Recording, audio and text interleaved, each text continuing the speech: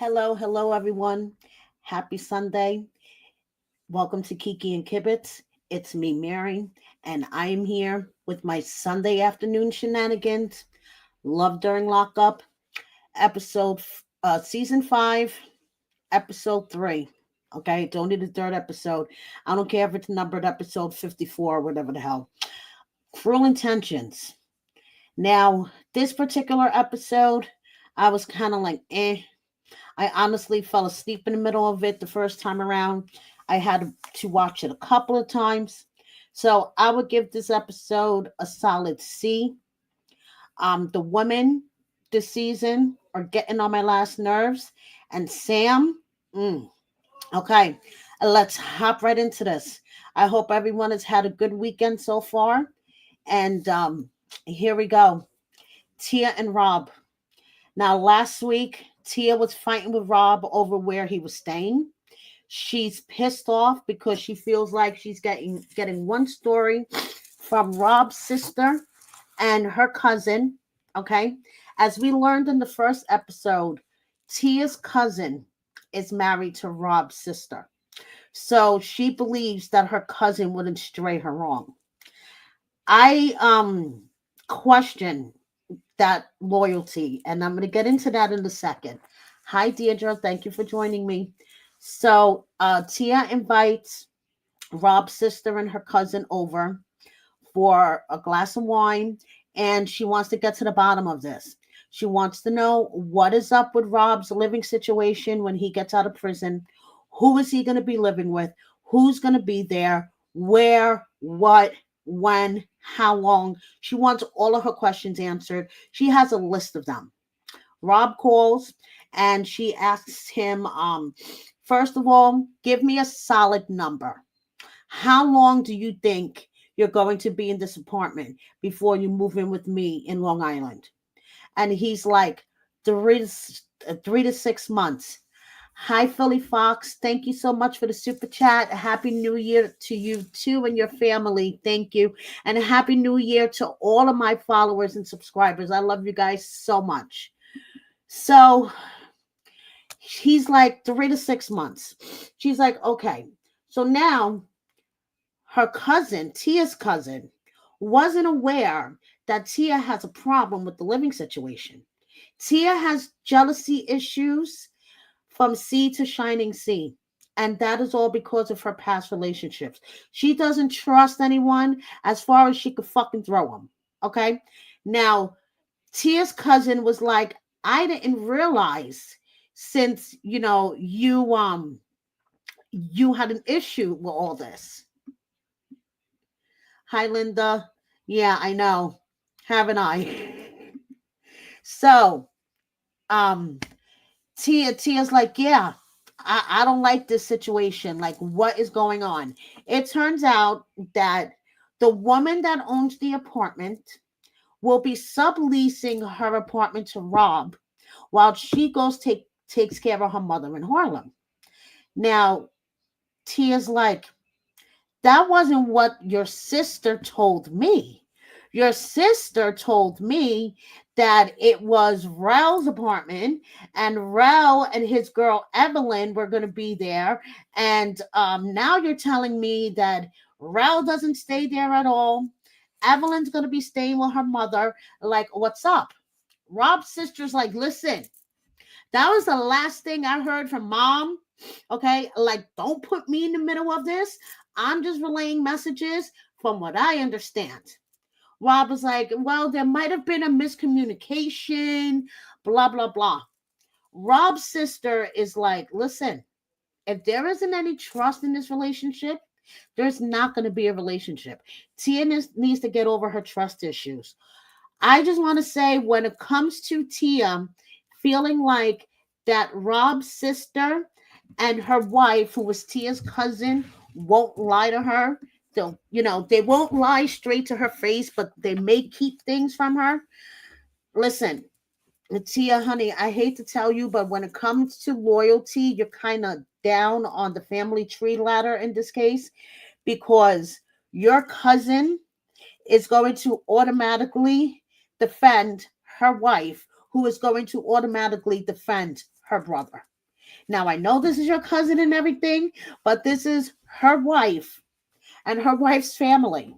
So I have a feeling if it came down through it, Tia, honey, your cousin will throw you under the bus in a hot second and side with Rob. But that's just my opinion. Okay. So anyway, so hi Catherine, thank you for joining me. So now it's time for Tia to meet up with her sweet grandmother and to tell this sweet, adorable woman that she is dating an incarcerated individual. Her grandmother looked at her and said, why? Why? Because he treats me well. How could an incarcerated individual treat you well? What is he in jail for? And she tells her robbery 8 years ago. And you see the color drain from this poor woman's face. Okay. You see her literally lose her appetite, lose all her color, and she gets so upset. And she's like, my granddaughter's prior relationships weren't the best. Okay, she was mistreated, and I'm afraid that that's going to happen this time around. And Tia has a really close relationship with her grandmother. This is her dad's mom, and she has no relationship with her dad. She hasn't seen her dad since she was 9 years old, and the only memory of her dad she has is that he made the best pancakes. So Tia has daddy issues. I'm going to say it. She has daddy issues, which rolled over into her relationship issues as an adult. We've already heard about her DV with her ex. Her relationship with her baby daddy is not the best.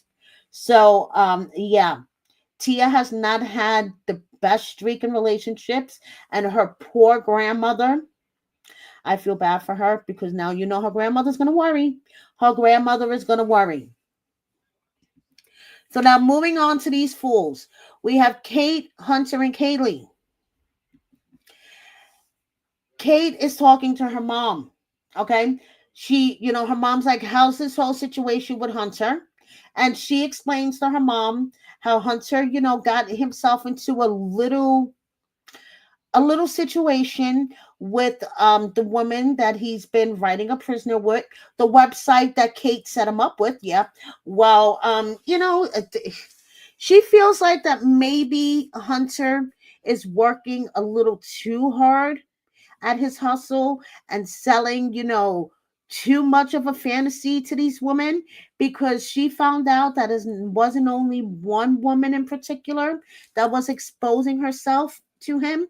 It's all of them.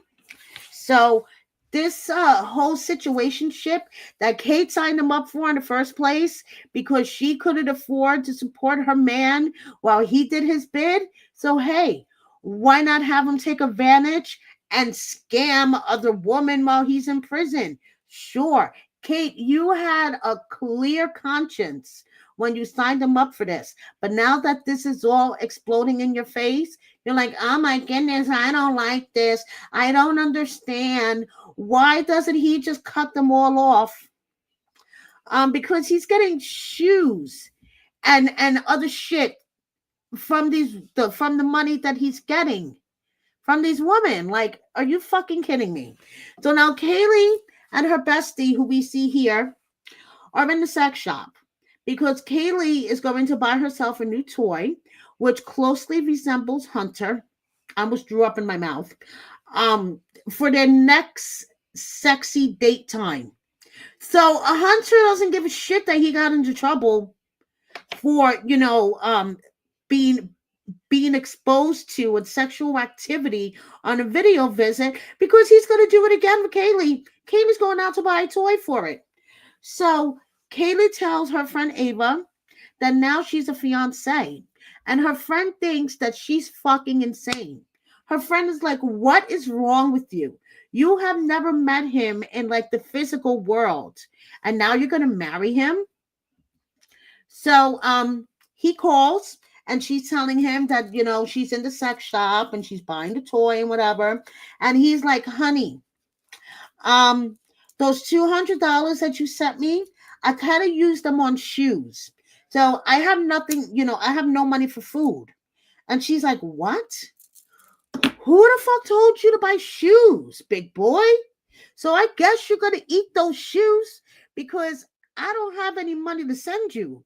Like, dude, this is starting to cross the line of like taking advantage, of taking financial advantage.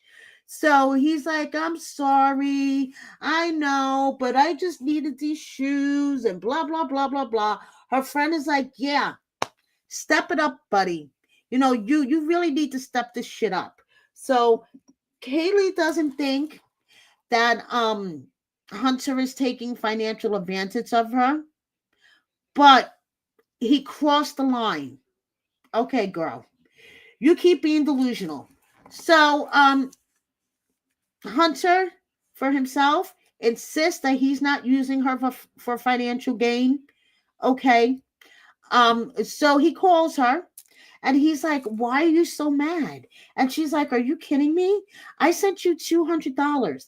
I spent $500 on a text message package every couple of months. This shit is expensive, and you just had to have a pair of Nikes. So you went and took the $200 that was supposed to be for food and went and bought yourself sneakers. Did he really buy sneakers or did he use that money for phone calls to Kate? I don't know. I mean, he has a running roster of women. He's making apparently $2K a month, which is more than what I make off of this YouTube channel, just saying. And, he needed sneakers. Okay. Anyway, so Hunter is just, he knows that these women will basically do anything for him, especially Kate. Okay, he has Kate like in the palm of his hands, and Kaylee and him are still in the honeymoon stage. Okay, so he wants them to remain in the honeymoon stage. It's all fun and everything in the honeymoon stage, but Kate goes out to have a couple of drinks with her friends then, right? And she, starts explaining to her friends how she signed Hunter up for this Writer Prisoner website and how he has accomplished quite the roster of women and how one of these women got him into trouble. And her friend was like, hold up, wait a minute. Did you just say that you're pimping your man out? And they are cracking the fuck up, okay? So her friends are like, we can't believe that Kate signed her man up to a Writer Prisoner website. Okay. Of course, things are going to get messy. I mean, who knows? He may even catch feelings. And they are just laughing. They're like, she is nuts. And you know something? She is. I mean, obviously, she didn't think this all the way through about the women who are going to be pissed off that Hunter ghosted them. Do you think maybe one or two of them might try to track him down and show up to her house? Did she ever think of that? Maybe one or two of these women out of like what? He said he had 40 at one point or whatever the fuck, but now he like whittled it down to 8. Won't you think maybe one will be a little, cuckoo in the head and upset and might track Hunter down? Especially Kaylee, the one that lives 10 miles away from you, Kate. Obviously, you didn't think this through when you signed him up. So now we move on to another one who obviously doesn't think things through. Good old Sam and Crystal. What is Sam up to this episode? Oh, nothing. He's just doing a little food shopping for Crystal. Yeah, you heard me right. He's doing food shopping for someone who has 7 years left on her sentence. Like he said, the food may get all moldy by the time she gets there, but hey, she could use it for her compost. Okay, Sam, that's a good way of looking at things. So, they're talking and whatever, and Crystal is pissed at him because she busted him in a lie. Sam was supposed to order, I guess, a big fancy refrigerator, told her that he ordered it told her that it was delivered last week, but Grandma Rita ratted Sam out and told Crystal that no, he didn't get no big fancy refrigerator. He got one of those small, like, refrigerators that you see in, like, the offices and stuff. So, um, he's like, I know, I lied. It just didn't make sense, to get the big refrigerator now. And Crystal's all like, well, if he's lying to me about stupid things like this, what can he lie to me about? What big, huge things is he going to lie to me about? Well, you know something? It turns out that Crystal is lying to Sam about a huge thing. So Sam wants to get a little spicy on the phone. Sam has been asking Crystal to bring her tablet into the shower. He hasn't had sex for 4 years. He has the worst case of fucking blue balls you can imagine, and he is dying to get off any way he can. But Crystal refuses. She refuses to do phone sex. She refuses to do anything like that with him because guess what? She has a girlfriend in prison. So her sexual needs are being satisfied. Fuck Sam and his. She won't even have phone sex with him. So now Sam is going to go out with his childhood friend Cameron, who is coming to visit him. Now, we all know Crystal is not happy about that because Crystal thinks that Cameron's going to be a bad influence on him. So they go out. Cameron cannot believe that Sam hasn't had sex since his ex-wife. Okay, he's like, whoa, that's a long time. They get to the pool hall.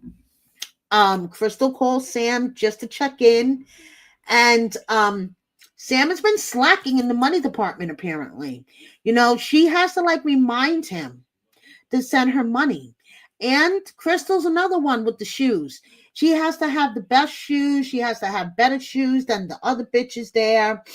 And suddenly, this conversation took a swift left.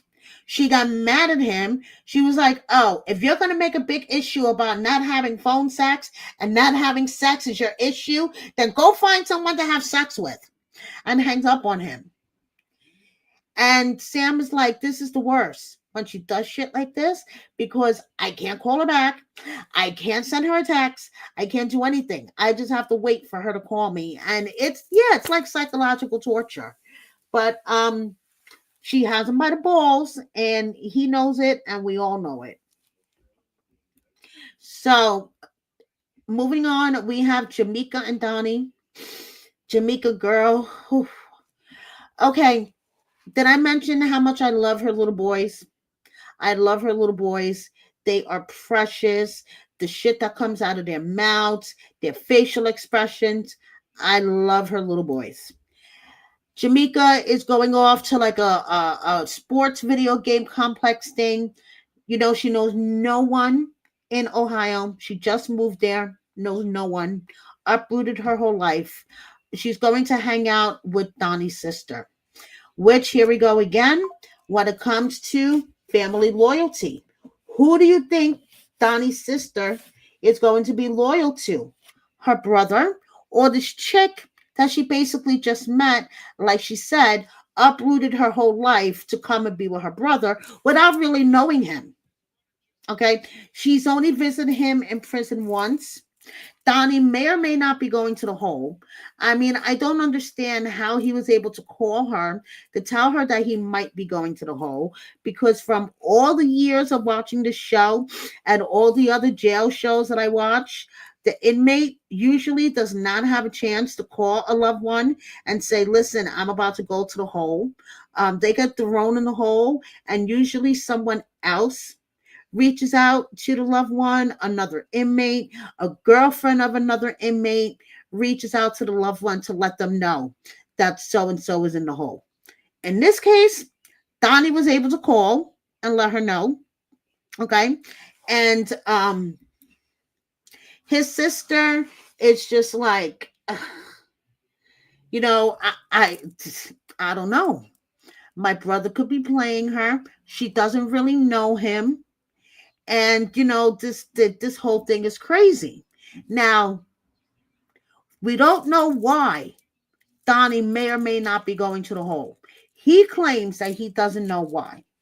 But now Jamaica is sitting back thinking, and Jamaica's like, no, he was the one that gave me, over $3,000 and moving expenses between, actual moving and gas and snacks and etc. and everything I needed to get to Ohio. Um, it seems kind of sus that he was able to give me that money. Girl, you're just questioning this now? I'm telling you, the whole collecting rent money and sending it to you on Cash App seems sus to me. So she's thinking that he may be doing illegal activity in jail. Okay. And she doesn't need someone that is still, with that street life bullshit, because she has her boys. Her boys already have an attachment to him, which we're gonna see more about that in a second. Okay. So for someone that is about to go to the hole, Donnie has a lot of video and phone privileges. Okay. So he's still able to make a video call once a week. So he calls Jamaica. He's like, I don't know how much time I'm going to be in a hole. I don't know what I did. Blah, blah, blah. So Jamaica tells him that she told the kids that he was in prison. And he's like, oh shit, you did? Let me talk to them. So they get on the video. They get on the video and they're like, hi Donnie. So in the beginning, they're calling him Donnie. And then before you know it, he's dead. He's dead. I'm like, are you fucking kidding me? Why are these kids calling him dad? Jamaica's like, they have a bond with him. They haven't even met him in person. You haven't met him in person. You have no idea what type of person he's going to be. And you're letting your boys call him dad. So first they ask, will you be out of jail by the time I'm 10? And he's like, yeah, I will be. Okay, so they're like, Dad, we miss you. We love you. And I'm just like, oh, what is happening here? So Jamaica thinks that she may need to be Inspector Gadget on her own. She feels like Donnie's hiding something from her. Her kids are involved. Their feelings are involved. And she don't like this. And she's going to get to the bottom of it. So we shall see. Like I said, I fell asleep in the middle of this episode. I really didn't think it was spectacular or overwhelming. It was just kind of like, okay, so I'm hoping it gets better. We'll see next week what happens. So now to the tea portion of my video. Bianca went buck wild last night. Oh no, actually, sorry. Before Bianca going buck wild, we have Jamaica posting to her stories. I got strangers clapping louder for me than the people I really thought fuck with me. And then she says, they in the groups talking about y'all better chill on her. She want all the smoke, and I do. All you raggedy ass motherfuckers do is troll the cast members, heal those insecurities, and seek help. I'm defending everybody, and y'all be right there looking a mess, broken, dusty. Baby, y'all have better things to do like this old strumpet. She need a hair treatment, depleted ass hairline. Them comes TOW that lining up. So I guess Jamaica has been in the Facebook groups and on Reddit and seen what people have said about her, and she's striking back. Now, like I said, Bianca went buck wild on Daniel last night and laid it all out on the table. So Bianca was hanging out with Deontay and Deontay's baby mama to be Addie yesterday. And Daniel was on TikTok. I will play the video for you guys, but there's music in the background. I can't mute it because then I'll be muting him. So if you follow me on IG, Go to my IG, the whole video's there. So basically, someone asked him, why isn't he hanging out with Deontay and Bianca? And he said he doesn't know who Deontay is. Then someone asked him about 5 times, where's Bianca? He confirmed that he is still in Arizona, and he said Bianca went to the store. No, I'm sorry, Bianca went somewhere, I think to the store, and never came back, and that was a couple of months ago. So then someone else replied, well, she's hanging out with Deontay today, and he said, I don't know who Deontay is. So that was basically the clip of the video that I put up on my IG yesterday. And then shortly after that, Bianca went buck wild in her stories, laying it all out on the table. Now, I just want to say before I get into this, I've seen the comments on social media, on other videos, on Reddit, on Facebook. A lot of people are insinuating or straight out saying that Bianca deserved all this to happen to her based off of a TV edit. Yes, she looked like a real see you next Tuesday on TV, a real bitch. But I'm sorry, it doesn't justify any of the shit happening to her.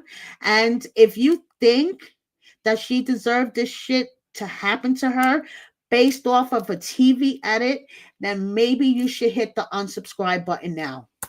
I'm just saying, okay? I mean, if you really think that Bianca deserved all this shit to happen to her, and we're going to lay it out on the table right now because of a TV edit, then just unsubscribe. Do me that favor. So anyway, Bianca says, the same motherfucker who is DMing everyone from our show. I'm sorry, guys. Let me just get there. The same motherfucker DMing everyone from our franchise to go live with him for followers while they're sending me screenshots clowning him. Learn how to network and be a decent person instead of begging for clout, ho. Then she goes on to say, come on, Daniel, man up. Talk about how you stole my social security and birth certificate. Talk about how you wrote my debit card number down and charged the shit out of it. Talk about how you cheated on me with everyone possible while I paid your restitution. Talk about how you made me go to your cousin's wedding alone while you paid for hookers. Talk about how you emotionally abused me. Talk about that. So she goes on, and I've covered this in my Daniel is a douchebag video. Let's talk about it. Brittany Phelan's text. That's Fallon, who spoke to me about her very brief relationship with Daniel after he broke up with Bianca. After him and Bianca broke up, I should say. And then she put up another message where it starts off with, and Daniel was fired. Told me to delete his contact info. He bailed on a job for tomorrow just now. I told him he could work elsewhere. Hope all is well for you, but that man thinks he's hot shit. And Bianca responds, what? What happened? He texted me because his car was broken down and it was too far. A couple of days after you left, his bank account was negative 1,200 and he was begging for work. LOL. So she goes on to say, he blocked me on iMessage this night to go fuck a hooker. And then she says, I'm tired of being silent, I guess. He manipulates everyone he comes into contact with. His parole officer basically told me to kick rocks because she was worried I was interviewing with his parole for reactive abuse. Google it. I did. If any bloggers want to deep dive and find body cam footage of these encounters, go ahead. There's so much. I have called the cops on him more times than I can count. Unable to breathe and scared. He has robbed me, brought me to such a low point I had to flee with our cat and left half my belongings because I needed to escape the situation. He portrays this nice guy look, but he put me through literal hell. Okay, Yes, I do agree that the choices are not smart, but I do not agree with the comments that I've seen on social media about her that basically said that she deserves all this shit to happen to her. Okay, yes, getting involved with an inmate was not a smart idea. Yes, I agree with that. But I don't agree saying that she deserved it because she got involved with Daniel. Yes, she got involved with Daniel. But does that give Daniel the right to rob her, emotionally abuse her, put hands on her? No, I don't agree with that. So, anyway, I Googled reactive abuse, okay? And this is basically what it says about reactive abuse. It's basically self defense, okay?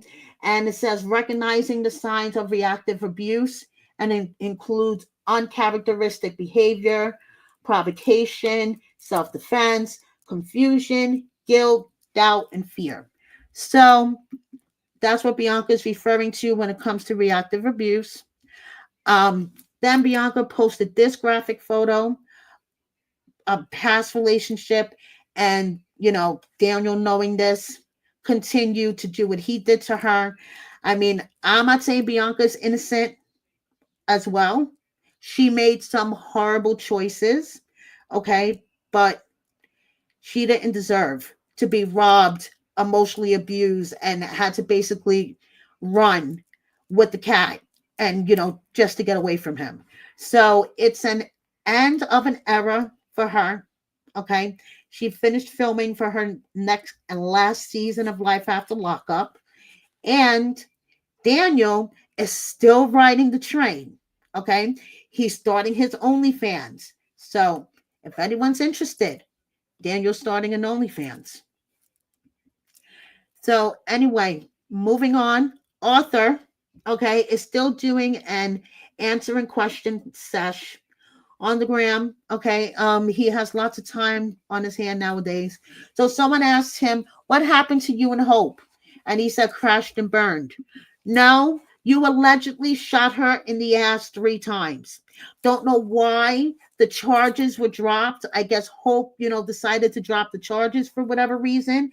But word on the street, you shot her in the ass. That's what happened between you and Hope. What they saying about your court stuff? Are you getting out soon or not? He says hoping to get a bond reduction in the beginning of next month. Fingers crossed. Keep me in your prayers. Thanks. Where is your OnlyFans? It's under construction. What year do you get home? I'm big banking on 2025. Last I heard, he could face up to 75 years. Just saying. Do you want kids? If so, how many? I would like 2 kids, one of each. So someone says, "Hey, handsome, how was it being on a TV show? Did you ever feel uncomfortable? That day I had that breakdown was the most uncomfortable I've been. Other than that, it was great. It helped groom me for future TV experiences that are definitely on the way, and I adjusted to being on camera and can't wait to give you all my real and authentic personality because it wasn't really shown on the show. I'm a whole character and I think y'all going to love it. And I really do this fashion shit and I can't wait for y'all to see it. Why do you have that tattoo on your forehead? Because I'm the trimmest, whatever that means. Much love and light to you. How was your relationship with your mom? Much love and light to you too. My relationship with my mom is great. That's my baby girl. So that is what's up with Arthur. Louis, on the other hand, making big moves. I am so fucking proud of him. He is a real estate agent now. He recently closed on his first home. He is still making his inspirational videos every day on the gram. So Louis is doing good things. Now for Holy Filter section of my tea, we have Mandy, who Maurice paid tribute to, and Heather. Holy filters is all I have to say. And we have Lizzie, who we will be seeing on the new series in February, Crime Stories. And I'm really, really interested in seeing her story.